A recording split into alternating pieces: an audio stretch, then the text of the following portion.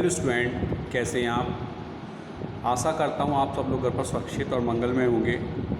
बच्चों, मैंने कल आपको पिछली वीडियो में एक आलेखन से संबंधित कुछ कार्य दिया था, होमवर्क दिया था।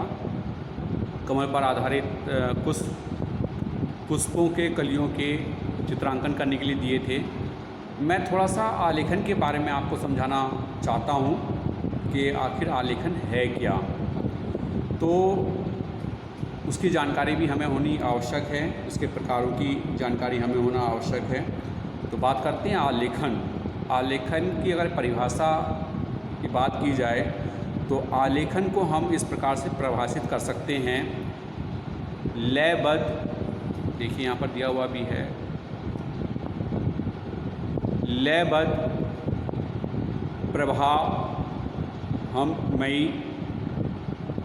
और अटूट रेखाओं से निर्मित रंगों के सुरुचिपूर्ण संयोजन तथा किसी आकृति की एक अथवा अनेक आकृतियों से निश्चित उद्देश्य पूर्ति के लिए सज्जित किसी निर्धारित आकार को आलेखन कहते हैं। तो जाहिर सी बात है कि एक आलेखन में लयबद्धता होनी चाहिए, प्रभावमयी होनी चाहिए, रेखाएं अटूट होनी चाहिए, यानी कि टूटी फूटी नहीं होनी चाहिए।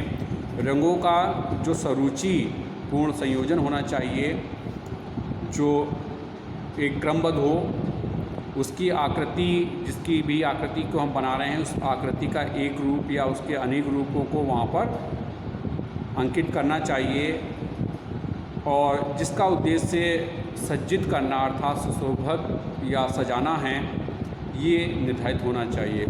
इन सारी बातों से निर्मित जो चीज़ होती है उसी को आलेखन कहते हैं। अब बात आती है आलेखन के प्रकार की कि आलेखन कितने प्रकार के होते हैं। वैसे तो अगर हम आलेखनों का वर्गीकरण करें तो केवल आलेखन दो ही प्रकार के होते हैं। एक तो प्राकृतिक के आधार पर आलेखन का प्रकार माना जाता है और दूसरा स्थान के आधार पर आलेखन का प्रकार माना जाता है। तो अगर हम प्रकृति के आधार पर आलेखन के प्रकारों को देखें तो ये भी चार प्रकार में बटे हुए हैं। पहला है प्राकृतिक आलेखन, जिसे नेचुरल डिज़ाइन बोलते हैं। दूसरा अलंकारिक आलेखन, जिसे ऑर्नामेंटल डिज़ाइन बोलते हैं। फिर उसके बाद में ज्यामितीय आलेखन, जिसे ज्योमेट्रिकल डिज़ाइन बोलते हैं। और चौथा है सूक्ष्म या मिश्रित आलेखन, जिसको कंपोजिटिव आलेखन बोलते हैं, कंपोजिट आलेखन बोलते हैं। तो ये हो गए आपके नेचुरल आलेखन और ऑर्नामेंटल आलेखन, जियोमेट्रिकल आलेखन और कंपोजिट आलेखन।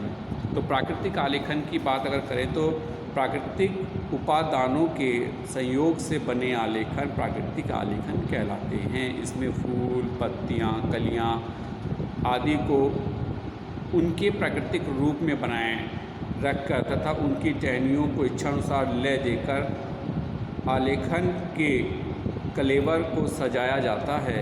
चित्रकार अपनी कल्पनाशीलता के आधार पर प्राकृतिक रूपों को स्वाभाविक व सुंदर आकार देता है। तो ये तो था आपका प्राकृतिक आलेखन। दूसरा है अलंकारिक आलेखन, जो मुख्यतः आपकी पढ़ाई से संबंधित है। दोनों ही प्राकृतिक आलेखन और अलंकारिक आलेखन ये आपकी पढ़ाई से संबंधित है। आज हम इन्हीं की बात कर रहे हैं। तो प्राकृतिक अलंकारिक आलेखन में प्राकृतिक रूपों के अलंकृत रूपों के संयोजन से बने आलेखनों को अलंकारिक आलेखन कहते हैं। इसमें प्राकृतिक रूप को इस प्रकार परिवर्तित कर दिया जाता है कि उनमें अलंकरण अर्थात सजावट की प्रमुखता रहती है। इन आलेखनों में कलाकार को स्वतंत्रता रहती है कि फूल, पत्तियों आदि के प्राकृतिक रूपों को जितना चाहे तोड़ मरोड़ कर अपनी कल्पना के द्वारा उनमें अद्भुत लय उत्पन्न करके अनुपम सौंदर्य का सृजन कर दे। तो हम लोग जो आपके सिलेबस में हैं वो मुख्यतः प्राकृतिक और आलंकारिक आलेखन ही हैं। मैं यहाँ पर आपको ज्यामिति और सूक्ष्म आलेखन से भी अवगत कराकर चलता हूँ। अगर बात ज्यामितीय आलेखन की जाए तो ज्यामितीय आलेखन आकारों के संयोजन से बने आलेखन को ज्यामितीय आलेखन कहते हैं। इस प्रकार आलेखनों में वर्ग, त्रिभुज, वृत्त, अर्धवृत्त व अन्य ज्यामितीय आकारों का प्रयोग किया जाता है। इस प्रकार के आलेखन पूर्णतः ज्यामितीय यंत्रों द्वारा बनाए जाते हैं। इस प्रकार के आलेखन मंदिरों, महलों, ताज महल व लाल किले जैसे ऐतिहासिक भवनों की जाली, छतों व दरवाज़ों आदि पर देखने को मिलते हैं। तो ये तो था ज्यामितीय आलेखन, जो कि ज्योमेट्री हमारे पास सामान होता है, ज्योमेट्री का जो बॉक्स होता है उसकी सहायता से इसको हम बनाते हैं। अगला बात अगर करें तो वो है आपका सूक्ष्म आलेखन।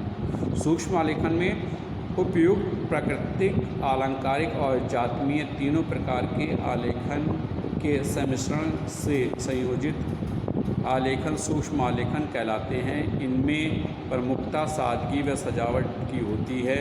इस प्रकार बनाए गए आलेखनों में किसी विशेष रूप का समावेश न करके संतुलन बनाए रखने पर विशेष ध्यान दिया जाता है।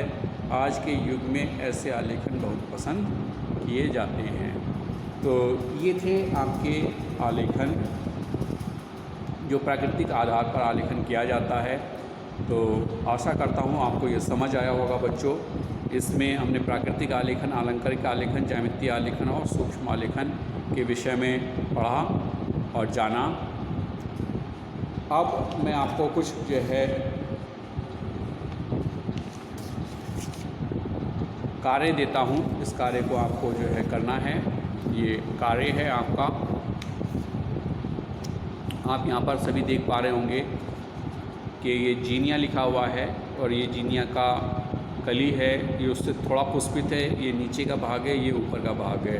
आप इन चारों चित्रों को, इन चारों आकृतियों को अपनी ड्राइंग की शीट पर बनाएंगे। जीनिया का पुष्प डालकर, कली, अधकली, नीचे का भाग और पुष्प के ऊपर का भाग, इनको आप जो है अच्छे से तैयार करेंगे।